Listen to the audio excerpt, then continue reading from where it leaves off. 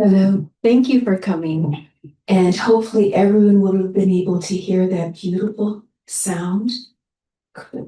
For I've spoken in the past about how sound is absolutely what created the universe. That frequency, that vibration, God uttered and God said, let there be light. So that is a frequency that helps us activate. So I always start off this beautiful service with a prayer, and you'll see it next to you. You can say it with me. It is a beautiful prayer for paradise on earth. And everything that I teach on, I'll give you where I found it, so that if you are a little bit more thirsty, want to dip into the teachings a little bit more, you'll know where to go. And this beautiful prayer for paradise on earth is found with the Jill Ray Fellowship. And it is absolutely lovely because I believe that is the mission. And that's what Christ was wanting us to do. So when we have that vision, we have so many more capabilities than what they're telling us. We can create this beautiful prayer for paradise on earth and make it so. So let's say it together. Great God of light, we behold your plan holy, whereby all spiritual clouds are dispelled, impurity and error cleansed from the realms of spirit. The age of light and joy is being born through your infinite compassion. Misguided forces waken unto truth, and negative practices cease, while forces of light unhindered restore the world to peace. All of nature receives your loving embrace and finds its rightful place. Peaceful clouds bloom across brilliant skies, and the fragrance of countless flowers floats upon the air. Abundant harvests glorify the earth, every corner filled with happy voices. Boundaries between countries vanish, and ancient conflicts disappear as if dreams. All people are united, encircled by your light, and guided by your wisdom. Through service to humanity, all are blessed with health, peace, and prosperity. Great God of light, strengthen us with courage and wisdom to follow your will and realize paradise. Isn't that just beautiful?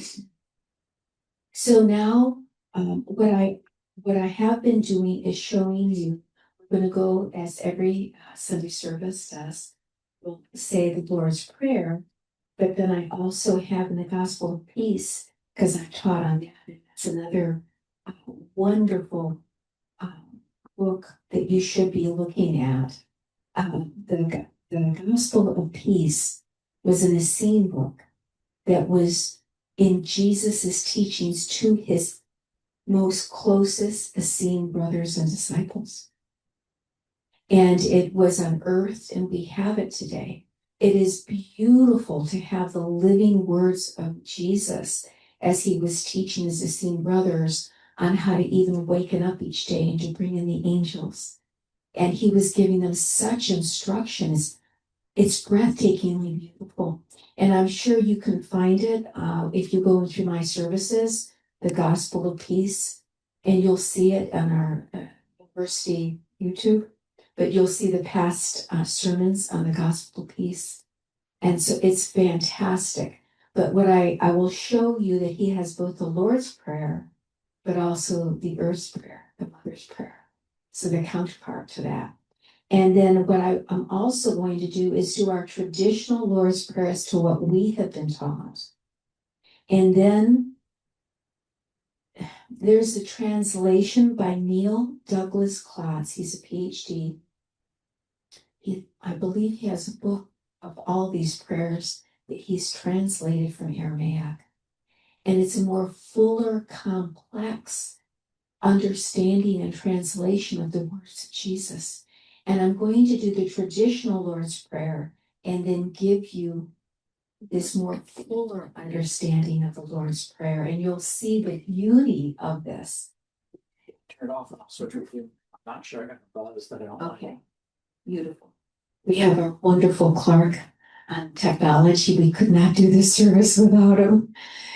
This truly is a community event, guys. We cannot do anything without each and every one contributing to the whole. So now I'll do the Lord's Prayer as we traditionally have heard and understood it, correct? And remember, the Christ is making it personalized. Our Father who art in the heavens, let thy name be sanctified. May thy kingdom come. Let your will take place, as it is in the heavens, so also upon the earth. Give us today the bread for this day. Forgive us our sins, as we also have forgiven our debtors. And lead us not into the hands of temptation, and deliver us from evil. Now that's the one we traditionally know. Now listen to this more beautiful one that's a little bit fuller, from Aramaic. O birther, father, mother of the cosmos, you create all that moves in light. Unite our I can to yours, so that we walk as kings and queens with every creature. Grant what we need each day in bread and insight. Forgive our hidden past, the secret chains, as we consistently forgive what others hide. Deceive neither by the outer nor the inner. Free us to walk your path with joy. From you is born all ruling will, the power and life to do. The song that beautifies all from age to age it renews. Isn't that beautiful? It takes your breath away when you realize these were the words that Christ was really saying what our Lord's Prayer was like. And so through all these various translations, you also have to realize we are in a situation, if we don't know the original language, right, we're at the mercy of the translators. And not all those of you who speak 2 and 3 languages will know that one language can translate exactly into the other language, because some languages have more words than another language for different differences. Like in Alaska, they have, with the native population there, they have like 50 words for snow. We don't, right? Because that's so important to them. So the same thing would have been happening in all these translations that we're giving. Now, just to complement that from the Gospel of Peace, this is actually Christ's words to his disciple. He gives them the Lord's Prayer, and now this is the earth's prayer. Our Mother, which art upon earth, hallowed be thy name. Thy kingdom come, and thy will be done in us, as it is in thee. As thou sendest every day thine angels, send them to us also. Forgive us our sins, as we atone for our sins against thee. And lead us not into sickness, but deliver us from evil. For thine is the earth, and the body, and the health. So you can see that beautiful counterpart, and you can also see, O birther, Father, Mother God. Isn't that beautiful?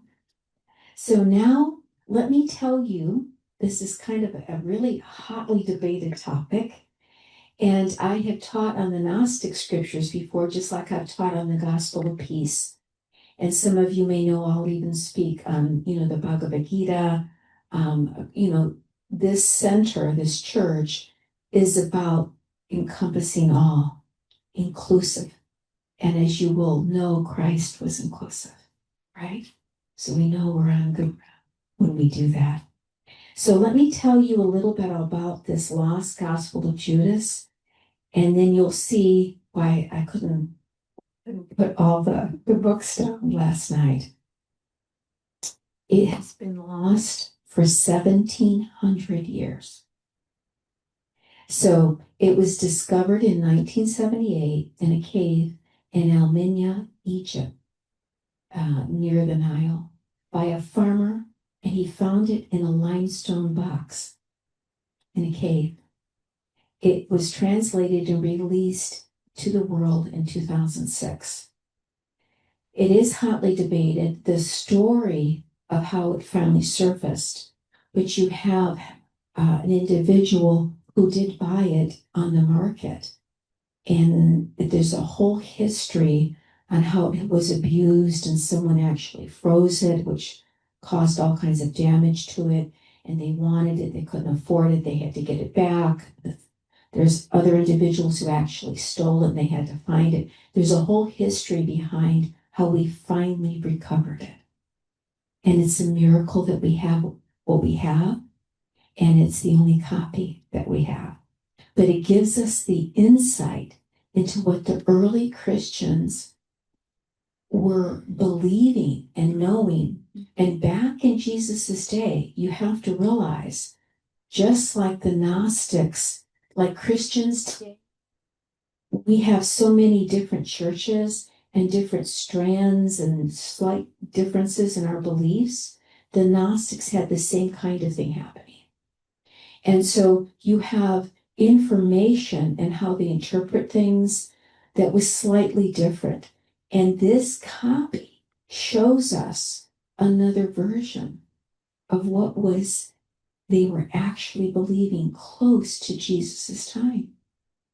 And that's why uncovering these breadcrumbs of Christ's teachings by the living Jesus is so important. And to what the Gnostics were actually believing, these different strands of Gnostics. So it's wonderful. Thank you for coming, Mark. You're just in time, right? So as we begin, I'm going to just kind of go through this, what this lost gospel of Judas is. And I have sympathized and been really thinking about the importance of the teachings and the premise of it. So it was lost for 1,700 years. They did find it in this limestone box.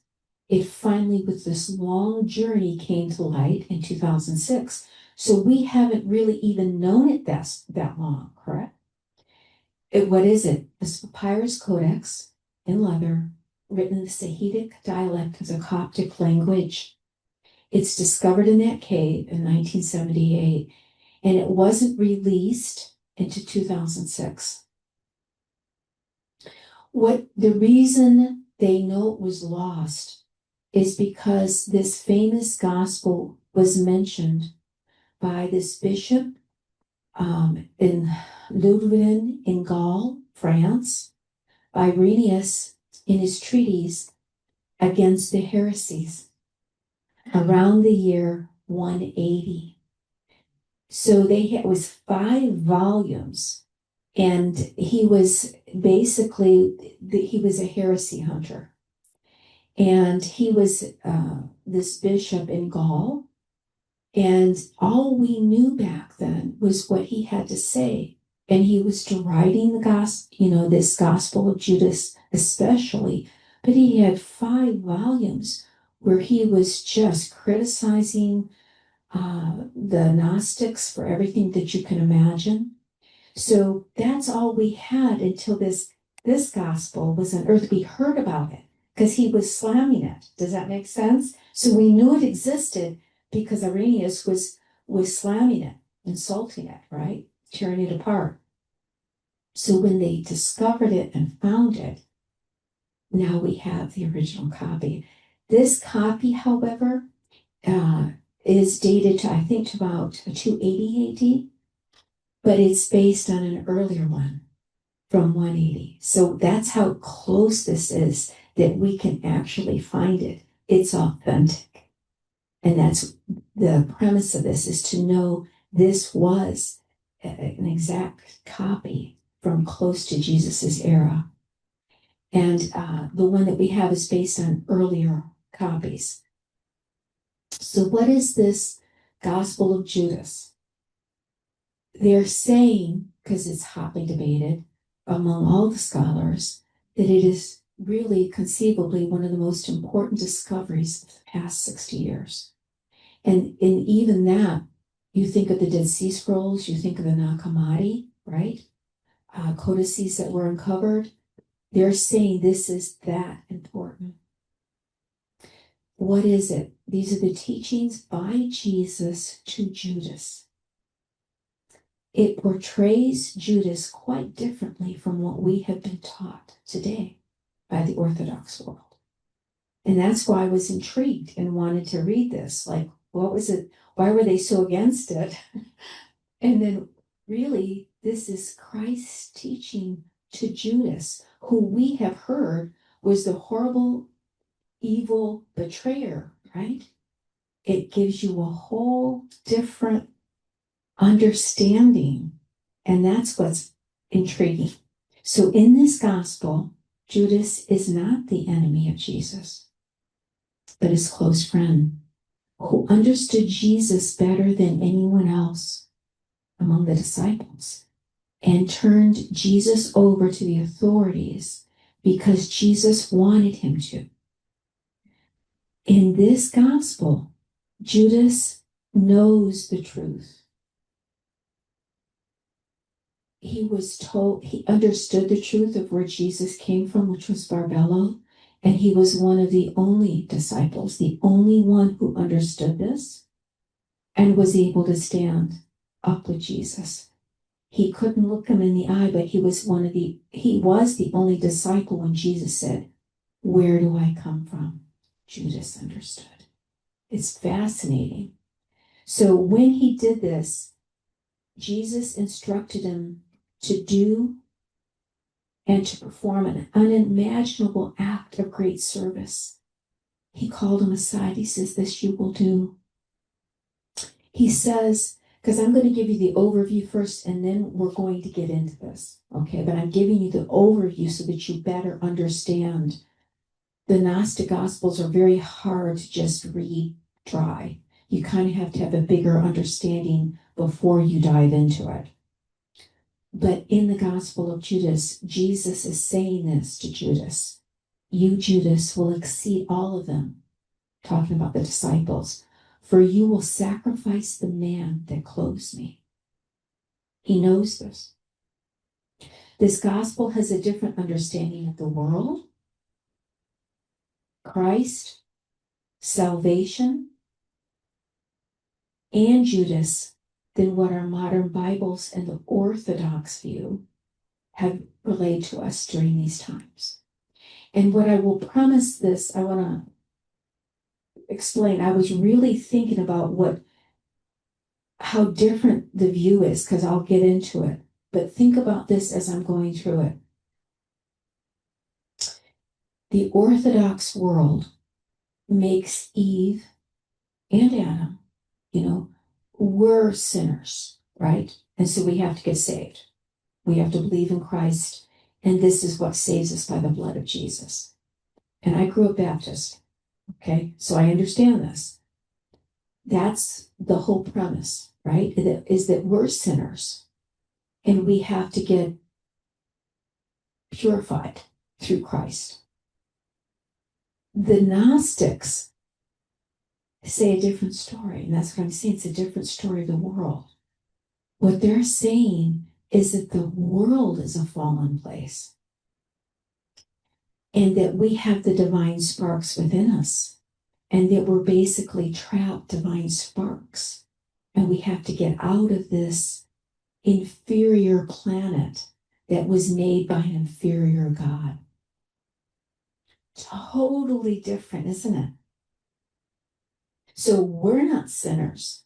It's this world that was created by an inferior God of the Old Testament.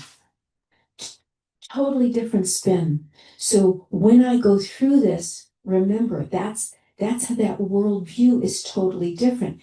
And then you can start to see how this Orthodox world, right, of Christianity was in direct conflict with what these Gnostics were believing. That's why this is so hotly debated. And now you can see why that Bishop Irenaeus was just lambasting the Gnostics. Totally different ideology. The world was created by one God, but not the only God, is what the Gnostics believe. There were other more powerful ones and all-knowing ones that were pure from the realms of light. And, quick note, that was where the Christ came from, not from this world. And that's what Judas understood. He was one of the only disciples that came forward and said, I know where you came. The realm of Barbelos, the realm of light that's more purified than this inferior realm. So the Gnostics saw the misfortunes and the disasters, the suffering around them, and declared that this world is not good. It's inferior. It's a fallen world, right? But it isn't God's fault because it was created by an inferior, lower God. Do you see that? That was fallen. And that's the whole story of the Pistis Sophia. She falls and creates this other God that's inferior in the lower realms. And he goes on creating its inferior. So that's the whole story. And we actually teach, Kim Converse teaches with Bonnie Witherspoon, the Pistis Sophia. And we actually went for 2 years at my house. Every Wednesday we were studying this Pistis Sophia. But that's that whole story. So do you see it's a vastly different worldview. The Gnostics believed it was a cosmic disaster down here. And salvation comes only to those who learn how to escape it and its material trappings. You see? And the temptations, right? So think of Buddha, the temptations, think of Christ, the temptations. Do you see? A totally different understanding. They relay that a cosmic catastrophe occurred. That's this fall, but it's the fall of the world, not us, occurred in which one of the aeons, or gods, right, fell from the divine realm. That's the Pistis Sophia giving birth. She fell from the highest aeon and then gave birth to a son who then created this corrupted world that's inferior, leading to the creation of these other divine beings that came into the existence or were birthed outside of the divine. That's why they're inferior. And that's why we have so much suffering. A totally different view, because how many people have cursed God? It's God's fault. Why do you have the suffering down here? I've heard that hundreds of times. But this gives a different view on why they're suffering. It answers that kind of question. This world was created outside of the pure realm. But Christ came from the pure realm. And that lesser beings created our world. They believe that the world is a place of entrapment for the sparks of divinity that have been captured and placed within human bodies. And that really places sin in a different category, doesn't it? And we realize then that we are divine sparks. And now can you see the difference between the Orthodox world? If you truly believe that you're not the sinner, you have the divine spark within you, and this world is full of entrapments and inferior, right? But we have to find our way back to the purest realm. That gives a whole different meaning to the word sin. In other words, on earth, immortal souls are temporarily imprisoned in a realm of matter that can be miserable down here. Those souls need to return to the realm in which they came, which is the true, pure realm. Their understanding is that the God of the Old Testament is a secondary, inferior deity. He is not the one true God to be worshipped, but to be avoided at all costs. By learning the truth about the ultimate divine realm, the true God, the true, beautiful, pure, undefiled realm, this evil world is our entrapment. Do you see that? Totally different view, and you can see why there was infighting. The Gnostics say we can escape it. That's the plan, to get out of this inferior realm. You know how I said the Gnostics will have different versions? Well, just like Christianity has different understandings, like the Pentecostals believe something different than the Catholics, believe something different than the Protestants. There were different versions of the Gnostics too. And some of them believed that we all have the sparks of light within us. And there were a few that said, no, some people can't rise to that higher level. So that was interesting for me to read that.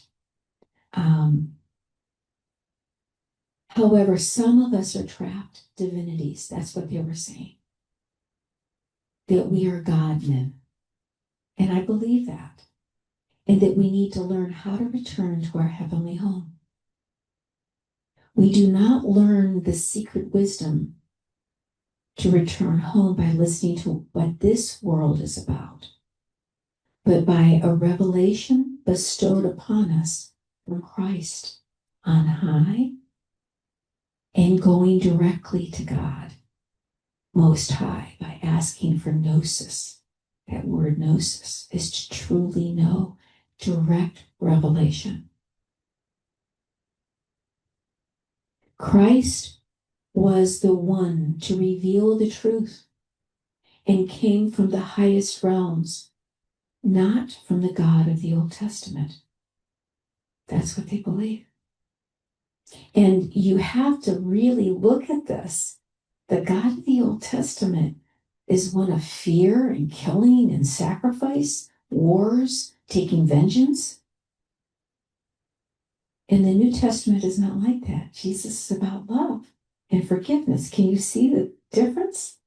So Christ is coming from a higher level here.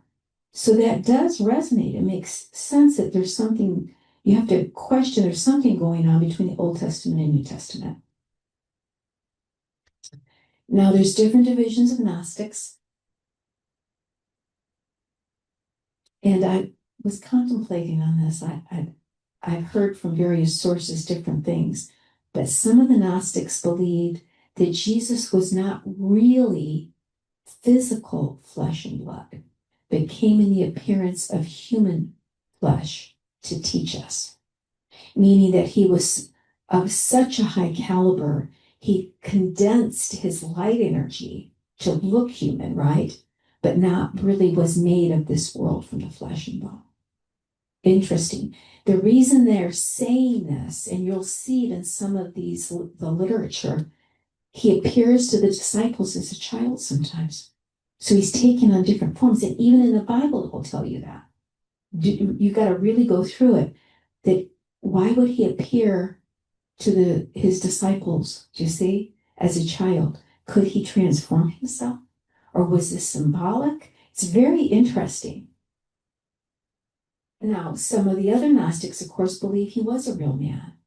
But his soul was a special being who came from above to be temporarily housed within the man Jesus, to use him as a conduit through which to reveal truths. No matter what, he was that. To reveal these higher teachings to us. Because if you remember in John, and I've taught on this, he said, these things I do, ye can do these and greater. That's what he's talking about in the gospel of peace. He's trying to teach his Essene brothers how they can do this. He was actually instructing all the disciples, and there wasn't just 12. And he would teach them in secret and show them according to how they could learn all these universal laws so that we could be better and we could be like him. What greater teacher than that? I mean, that's how you know your true master, right? But with this understanding of the Gnostics, the divine spirit came into Jesus at some point in his life when this spirit descended upon him. If he's flesh, and then they're believing that this spirit comes down upon him. Now there's whispers that this happened when he was baptized by John the Baptist, when that Holy Spirit descends upon him, when that mantle, the Holy Spirit comes down upon and into him. But interestingly, there's also a Gnostic gospel of the infancy of Jesus, which to me kind of contradicts that a little bit, because you're going to love it if you go read the infancy of Jesus. He's doing all these miracles even as a child and getting into trouble. It made me love Jesus even more, right? Because he's making things, bringing them to life. The kid, this is the one I remember. It was so typical because I'm a mother and I have boys. I know this, they're impulsive. But it's with the infancy of Jesus. I encourage you to read it, look it up online. But he's making like little birds and they're flying, and then of course, the Sadducees and Pharisees and all the people are getting mad at him, saying, "You're working on Sabbath." He's playing, he's all these rules. Well, what was interesting is Jesus was with, as he's older, a couple boys, and another kid pushes, they believe, I think it might have been Lazarus, or the name of Lazarus, because back then they didn't always have their last names if you were poor. So I think it was a child named Lazarus. And he pushes the guy out the second story, the kid, and the kid dies. So everyone runs except Jesus. And so then they're all blaming Jesus, and he never did it. Now, typical, so they're all blaming him, and they're calling Mary and Joseph, and you have this rotten boy, and he killed all these, this kid. So Jesus is indignant. You can see it, right? I didn't kill him. And he goes down to the boy. He says, "See," and he brings him back to life.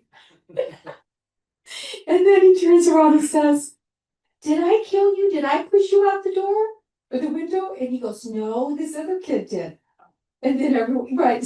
So that means to me that Jesus already had the divine spark. He already had this spirit. Now, if he was baptized and this holy dove comes, it's even more, is what I'm trying to say.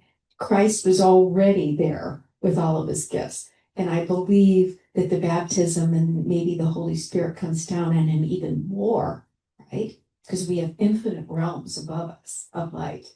But yeah, that's what made me believe that Christ already had these gifts. But now, doesn't that make you love Jesus a little bit more? You know what he's growing up and he's getting into trouble, and all those people are always giving him grief, and his parents, and saying you have a rotten, all these rules and regulations, right?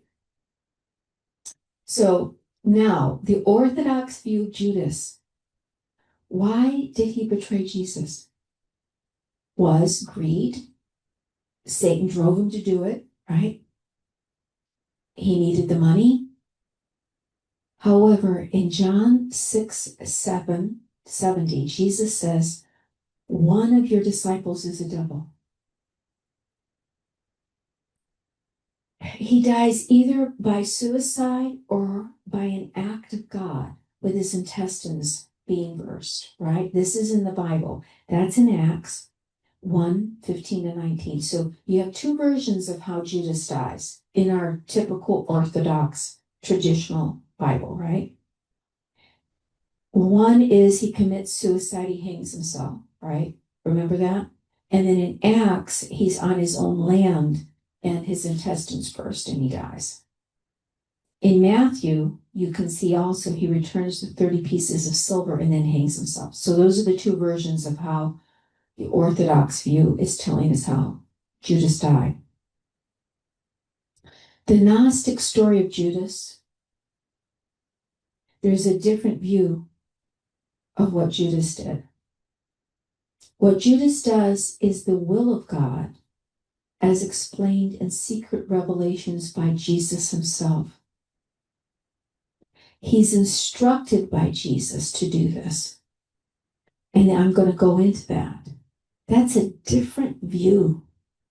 And Jill and I talked about this. That's one of the reasons, we're doing the Gospel of Judas.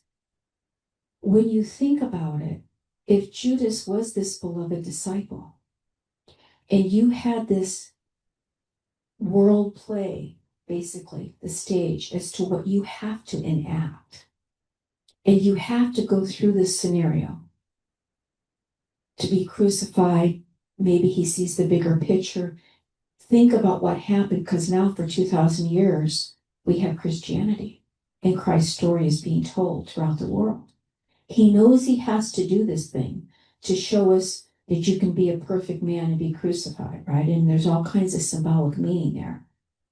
If you have your trusted friends and you have this egregious act that you have to perform and you don't want to do it, remember, Jesus didn't want to do this.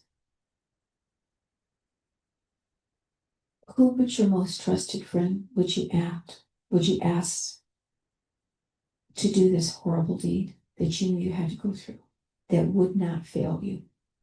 Because there's going to be a lot of people that would say, okay, I can do it for you. And then at the last minute, they're not going to, because they don't want their name associated with this. They don't want to hurt their loved one, right? That's a horrible, unimaginable act of great service. So it just begs the question, what really happened?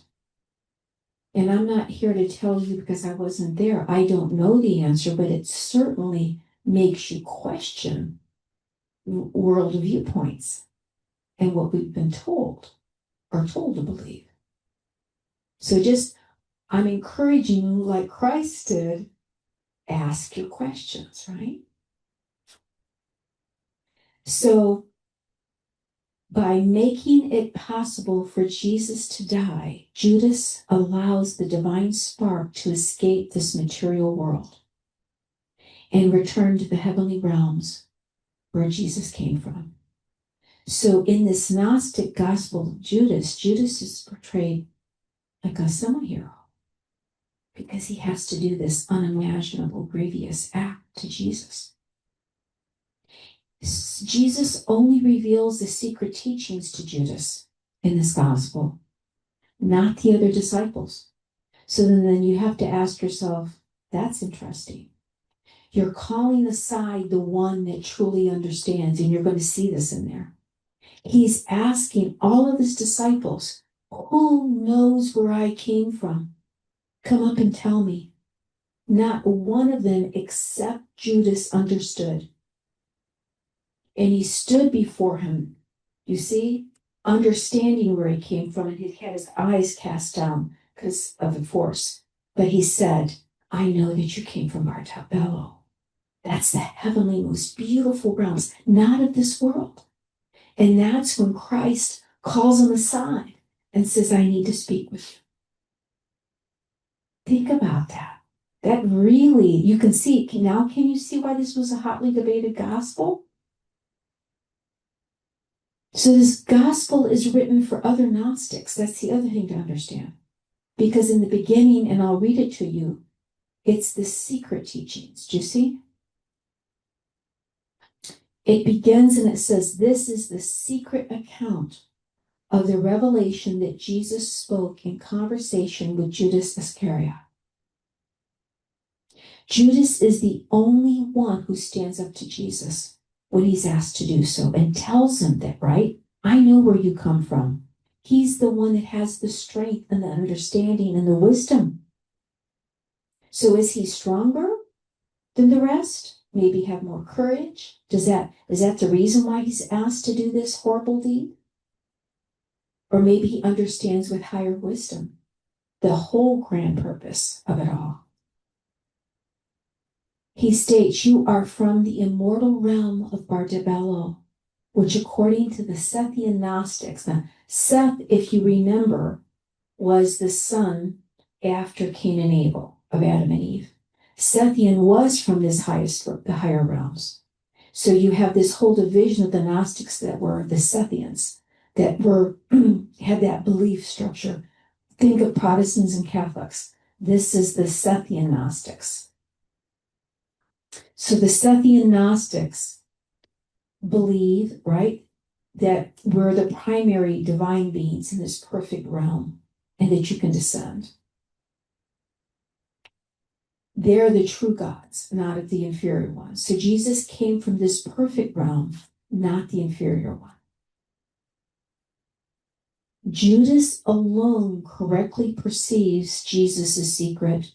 So Jesus takes him aside to give him private knowledge and reveal to him the mysteries of this kingdom. Judas receives the secret knowledge necessary for salvation. This is the other thing why this is so hotly argued. Jesus states that Judas will attain salvation to this higher realm, the pure one, even though he will be rejected by the other 12. The other 12, because once Judas dies, Matthias replaces him, and that's in Acts 1, 16 to 26. So they did replace him after Judas died, in case you didn't know that. Judas is the only one who will achieve salvation of the disciples, is what this gospel is saying. The highest salvation, going to the highest realms. In this gospel, Jesus will say the other disciples are concerned about the God of the Old Testament, not the New. And you'll see him say that this world, the stars in this world will be destroyed because this is an inferior realm, ultimately. Judas tells Jesus, I've had a dream, because while they're quietly talking, of the others stoning him. But he sees this great house and he sees this divine realm. And Christ says that's only for the holy after the physical release of this plane. That you've seen this, Judas. And he says that's where you will go. Upon his death, Judas, he will become the 13th. Now, it's a matter of interpretation as to what this 13th means, because it says spirit. But then they're arguing, does it mean demon? Does it mean spirit? Does it's high? They don't, everyone's arguing over it, but that's what it's saying.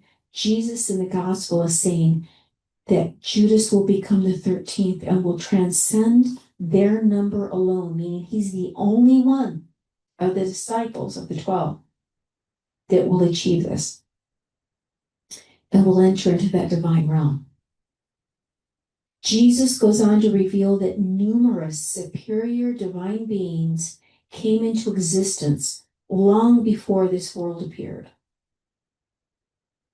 Now, I don't know about you, but I believe that. I think you're talking about the multiverse, the physics, right? Of all the planets and all the realms and all the dimensions and all the galaxies and the other galaxies. Look what we have discovered just in our lifetimes. Now we have all the black holes, so many more planets than what we thought. It goes on and on and on. So that makes sense that there were worlds in this realm before this world appeared, right? We aren't the only world. Christ will say the gods of this world, remember this is an inferior world, include El, the God of the Old Testament. That's what he's calling it. His helper, I'm going to give you some names here, Nibiru or Yaldabaoth. He was actually, the interpretive meaning of that is rebel, defiled with blood. Think of all the animal sacrifices, right? In the Old Testament, that kind of makes sense.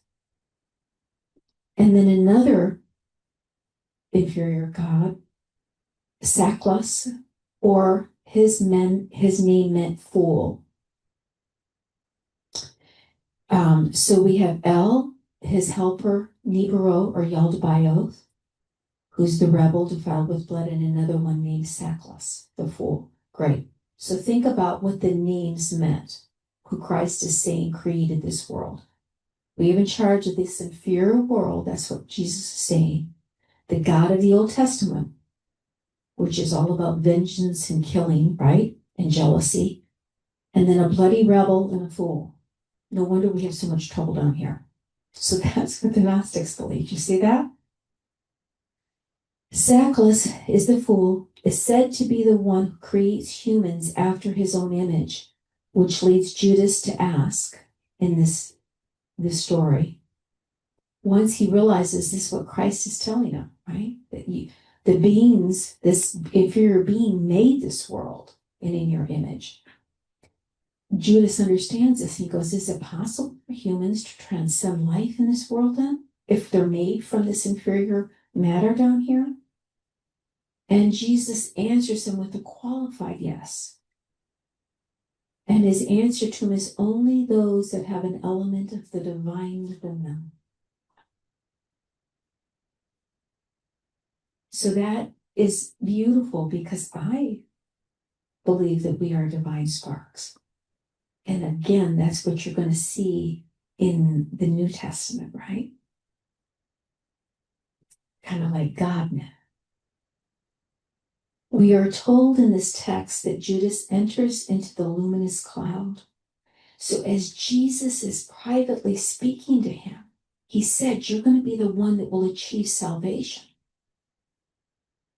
And then he calls this beautiful being down, you'll see it, and tells Judas to enter. And Judas does.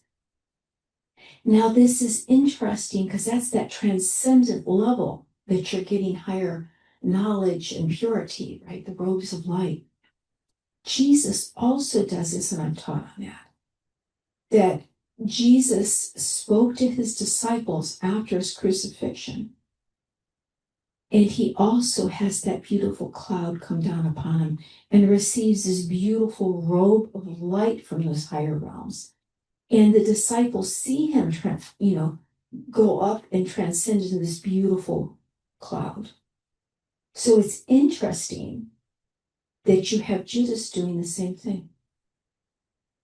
Now, let's ask ourselves, we know that this is an existing gospel, being carbonated.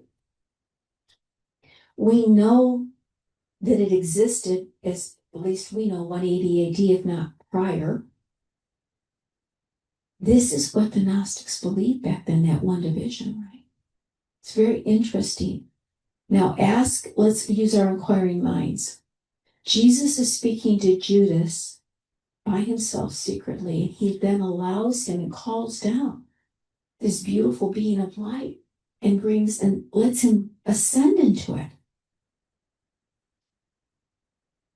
Would that be someone that you thought was possessed by the devil? And can you see why everyone's arguing over this? So Judas enters into this luminous cloud, which represents the world of the true God and his aeons. He has a star like everyone else. Jesus will say this in the gospel. We all have a star. Isn't that beautiful? I used to tell my kids when we go up to heaven, we become stars. So this was beautiful to hear, right? But in the gospel, it's saying, Judas, Christ is telling him, you have a star like everyone else, and your star will lead the way. That's very interesting. That doesn't sound like to me someone that should be conceived as the pure evil one possessed by the devil. Very interesting. Totally different version of Judas. The proper understanding then, according to this gospel, is that salvation does not come by worshiping the God of this world or accepting his creation. It comes by denying this world and rejecting the bodily temptations that bind us to it. That's way different than what we have been taught to believe by our Orthodox traditional Christianity, right? So, by handing Jesus over to the authorities, Judas allows Jesus to escape his own mortal flesh and return home for his story to be played out on a world stage. And if you really think about this, Jesus had to bring the scriptures to life. He had to show us the way. He said that, I'm the way, the truth, and the life. He had to show us that we could do these things, what a perfect being was. So the story had to be played out. He had a role to play. And he even said in the Bible, you'll see it many times, that he's coming to show the way and to enact the story according to the prophecies. Do you see that? So he has this mission that he has to perform. So was Judas actually playing a part in the story of the play and playing that role? Or was he possessed by greed or, demonic? I don't know. I have my own thoughts on it, but you guys have to decide. It is important to understand that the text explains these promises here. The creator of the world was an inferior God, not the true God. 2, the world is full of pain and misery and should be escaped from. 3, Christ is not the son of this inferior God who created this world. He is from a higher, more perfect realm.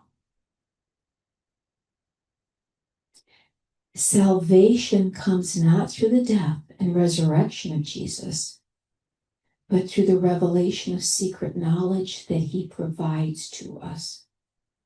That's why his story had to be here. The teachings had to come. That was what he came here for. Isn't that interesting? He's giving us this secret knowledge through his whole story. So these themes are directly opposed to the Orthodox views, beliefs, and doctrines. And you can see now why everyone's arguing. Because this codicy, the Gospel of Judas, exists. This is what some of the original Gnostics believed. And it's also interesting because this is Jesus's living words talking to Judas. It's not someone relaying it. You see, maybe a couple hundred years on down the road, this is what Jesus said. There were different Christian groups that maintained different systems of beliefs and doctrines. And today, even, all of them claimed their views were not only right, but were the views of Jesus and his closest followers. And you'll see this with the Gnostics, but you'll see it all over with our different divisions of Christianity. One side prevailed. When you go back through history, you can see that, remember Constantine, you remember the Nicene Creed, you can see now the Romans they were persecuting the Christians, remember? And now all of a sudden you have the Roman Catholic Church. Something flipped. So the winners, you have one side that prevailed among all these existing views. What we are getting is the one side of the winner. So now you just have to ask, how many times in this world when one culture is conquered, does the winner write the story? So you have to ask, what was the other side of the story? So at least now what we're getting with some of these discoveries, like in Nag Hammadi, the Dead Sea Scrolls, right? With the Gospel of Jesus, you're starting to get some of the suppressed texts. And with this great age of revelation, we're able to grab it even on the internet and read it ourselves. It's not being housed in the Vatican, being taught in Latin so that we don't understand. So we're starting to get some of these other suppressed teachings, which is interesting because it brings back an inquiring mind.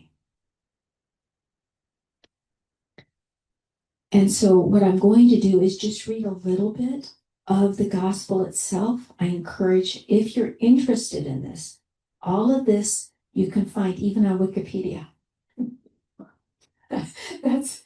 Isn't this wonderful? This day and age of technology can be used for the good, not just for the bad, right? So if you're interested in this and you want to see what it has to say, but you can go online and get your copy of it. But I want to read just a little bit of this so that you can see what it's saying. I gave you the overview.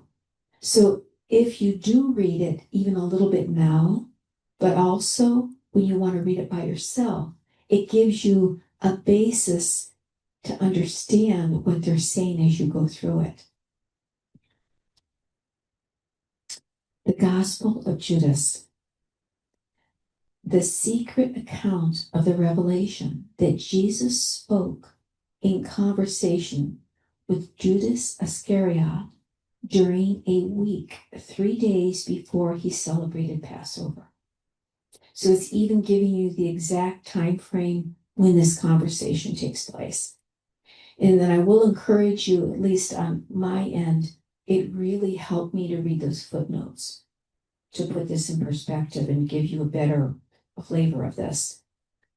When Jesus appeared on earth, he performed miracles and great wonders for the salvation of humanity.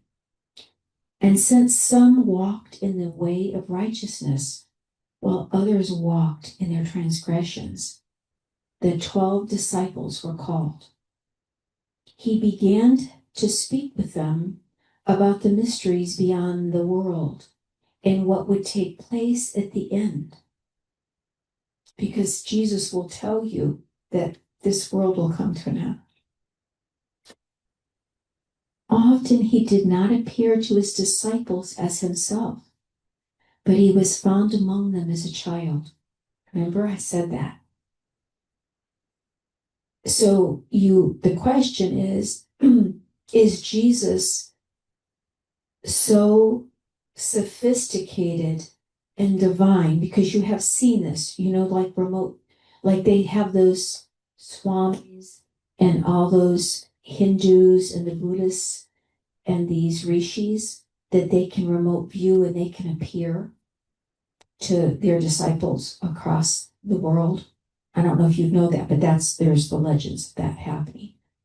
Was that what Christ was doing? Or was it, like I told you, the Gnostics believe maybe he really wasn't in a true flesh body? We don't know. But it's interesting that you see that. And that's not the only place I read that. So when you see it again, take note, right? Scene 1 is where Jesus dialogues with his disciples, the prayer of thanksgiving for the Eucharist. One day, he was with his disciples in Judea, and he found them gathered together and seared in pious observance. When he approaches his disciples, gathered together and seated and offering a prayer of thanksgiving over the bread, Jesus laughs. The disciples said to him, Master, why are you laughing at our prayer of thanksgiving? We have done what is right. He answered and said to them, I'm not laughing at you. You are not doing this because of your own will, but because it is through this that your God will be praised. Interesting, your God. He's signaling, that's why I gave you the background on this, the God of the Old Testament. That's really interesting, right? They said, Master, you are, and you have, because the manuscript was so degraded, there's some areas that you just don't there's missing words. How do you, they said, Master, you are something, the Son of our God. And Jesus said to them, here it is, how do you know me? Truly, I say to you, no generation of the people that are among you will know me.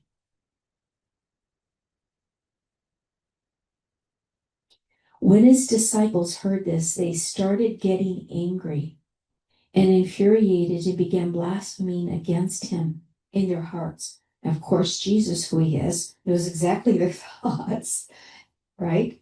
When Jesus observed their lack of understanding, he said to them, why has this agitation led you to anger? Your God who is within you, and there's again the missing words, have provoked you to anger within your souls. Let any of you who is strong enough among human beings bring out the perfect human and stand before my face. Remember, I told you that? He's calling the disciples and he's asking about strength.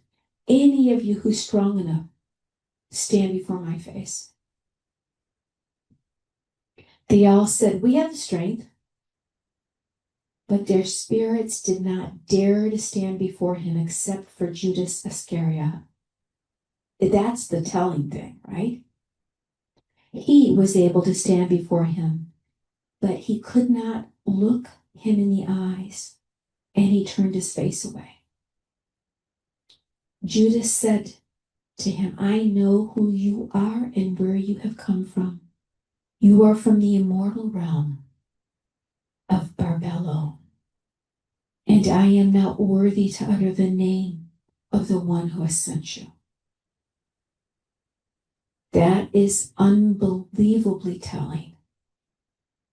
Judas understands where Jesus came from. He's comprehended that wisdom.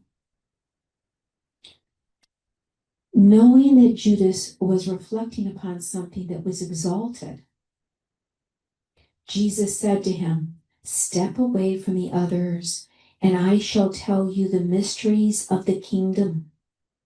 It is possible for you to reach it, but you will grieve a great deal.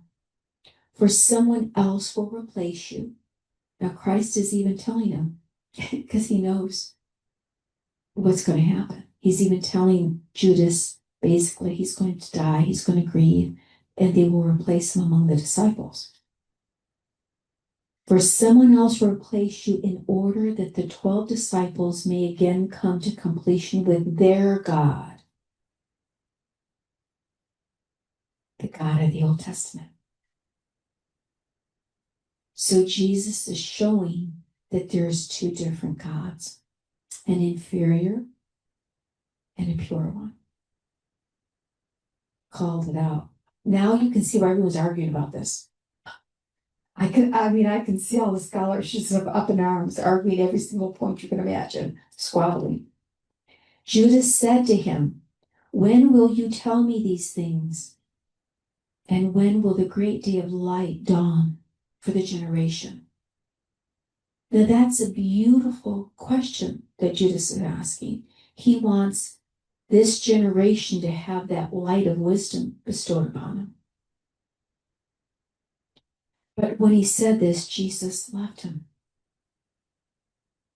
This is another scene 2. The next morning after this happened, Jesus appeared to his disciples again. Then they say to him, Master, where did you go and what did you do when you left us? Jesus said to them, I went to another great and holy generation. What is that great and holy generation? You're going to see. It's a whole nother realm. So Jesus is appearing and going different places, right? So he can appear on earth, but he's able then to go to these other higher transcendent realms. That's what that's telling you. His disciples said to him, Lord, what is the great generation that is superior to us and holier than us, that is not now in these realms? I mean, that's a legitimate question. Where is this? What is it, right? That's superior to us. When Jesus heard this, he laughed and said to them, "Why are you thinking in your hearts about the strong and holy generation? Truly, I say to you, no one born of this aeon will see that generation, and no host of angels of the stars will rule over that generation, and no person of mortal birth can associate with it." That's some heavy words. It is so far out of reach, is what it's telling us, that the people that are born in the mortal world here can't attain that. Because the generation does not come from, and of course the word's missing, which has come from, we're missing. The generation of people among you is from the generation of humanity, missing word power, and the other powers which you rule. So what Jesus is saying, there's two different realms, right? This highest one that we can attain. Although he is also saying within this, that once we're released from the mortal realm, and if we have the divine spirit within us, which we do, we can get there. Do you see that? And that Judas did get there. That's the salvation, getting up to that highest realm, away from the entrapment down here. When his disciples heard this, they each were troubled in spirit. I would have been troubled. I mean, that is accurate. And they could not say a word. Another day Jesus came to them, and they said to him, "Master, we have seen you in a vision, for we have had great dreams last night." And he said, "Why have you," missing words, "have gone into hiding?" They said, "We have seen a great house with a large altar in it and 12 men, and they are priests," we would say, "and a name, and a crowd of people is waiting us at the altar until the priests," and we have some missing words, "and receive the offerings." But we kept waiting. So Jesus is asking about this dream, and he says, "What are the priests like?" And they said, "Some of them," and there's some missing words, 2 weeks, "sacrifice their own children, some their wives, in praise and humility with others, with each other. Some sleep with basically everything, and some slaughter. Some commit a multitude of sins and deeds of lawlessness." So they're having this dream of this altar and just horrid kind of acts of depravity, right? And in all the deeds of their deficiency, and sacrifices are brought to completion. So they're asking Jesus to interpret this dream that they had. After that, they said they were quiet, and for they were troubled by it. Jesus said to them, "Why are you troubled? Truly I say to you, all the priests who stand before that altar invoke my name. Again, I say to you, my name has been written on this," we've got a missing word, "of the generations of the stars through the human generations. And they have planted trees without fruit in my name in a shameful manner." Jesus knows this. He's calling out this false altar. Do you see that? And the false acts. And Jesus is saying, they're calling it in my name, but that's not of my name. That doesn't come from me and where I come. So you can see him calling that out and saying it's shameful.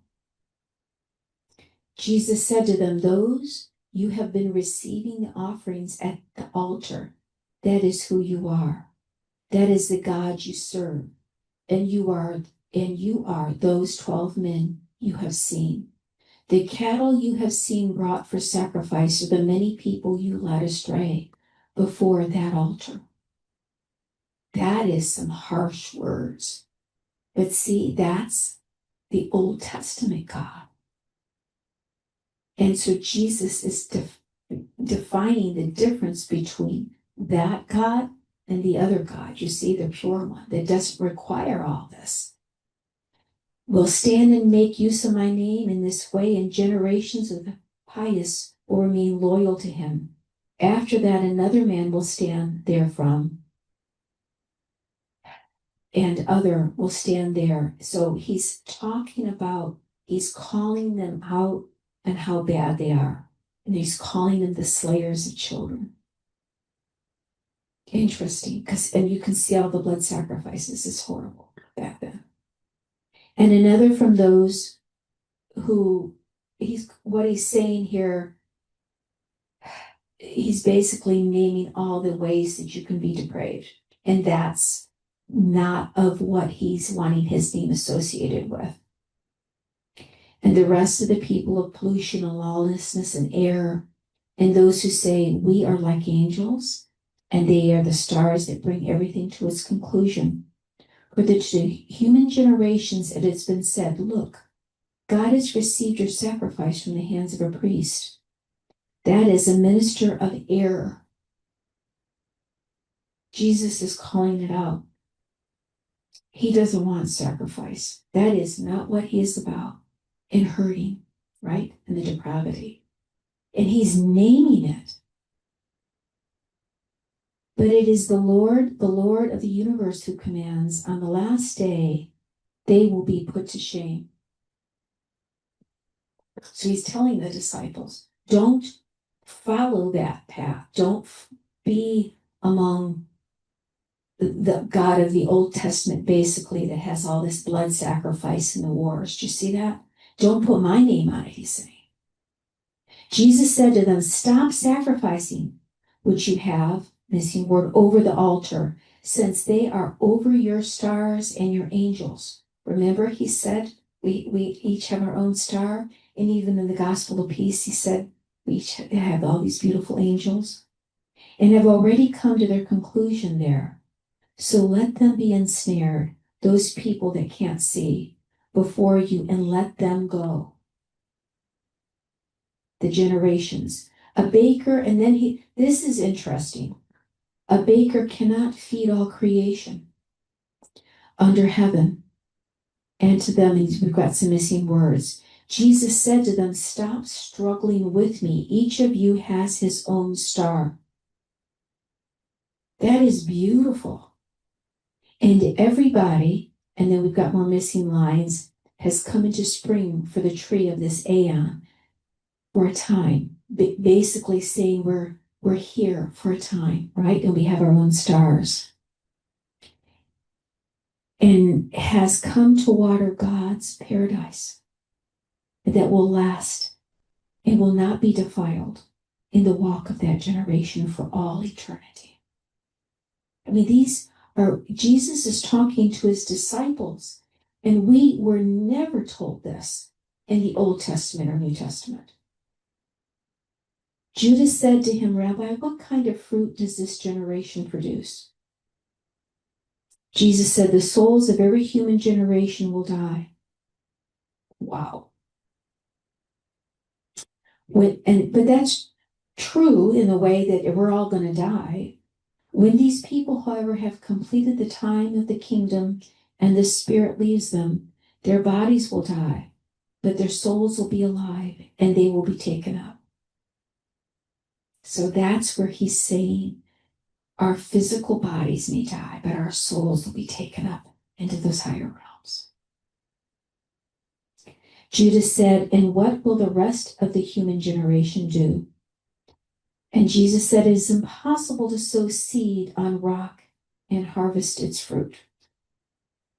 This is also the way of this defiled generation and the corruptible. Sophia, and there's some missing words, the hand that has created mortal people so that their souls can go up to the eternal realms above. Truly I say to you, and bringing in the angels and the powers will be able to see that, and those to whom of the holy generation, and then he departed. So he's saying, when we are released, we can go up to those higher realms. That's the whole story right there. That's your salvation.